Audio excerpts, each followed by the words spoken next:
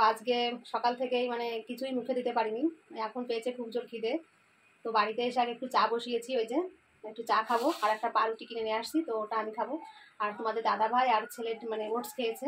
শুধু আমার খাওয়াটাই হয়নি, আমি এখন এই চা খেয়ে তারপর সংসারে অনেক কাজ আছে, সেগুলো আমাকে সারতে হবে, রান্না করতে হবে। তো সকালে আমি আজকে কোনো কাজও করতে পারিনি শরীরটা খারাপের জন্য, মানে চা খেয়ে এখন সংসারের সমস্ত কাজে হাত দিতে হবে আমাকে।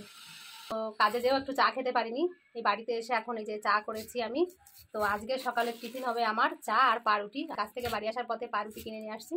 যে চা বানিয়েছি, এটা আমি চা খাবো বলে ছেলে বলছে আমিও চা খাবো। তো আমার জন্য এটা, ছেলের জন্য এটা, আর তোমাদের দাদা ভাইও বলছে চা খাবে। তো এই যে তোমাদের দাদা ভাই এখন চা খাচ্ছে, আর ছেলে এই যে পাউরুটি নিয়ে বসে পড়েছে। আমি একটু পাউরুটি খাবো কিনে নিয়ে আসছি, তো ছেলেও বলছে মা আমিও পাউরুটি খাবো। আমি বলছি ঠিক আছে খাও। এই যে ছেলেও এখন চা দিয়ে পাউরুটি খাচ্ছে। তো আমি চা খাবো বলে রেডি করেছি চা। তো আমার দেখা দেখি এরা সবাই এখন চা খাচ্ছে।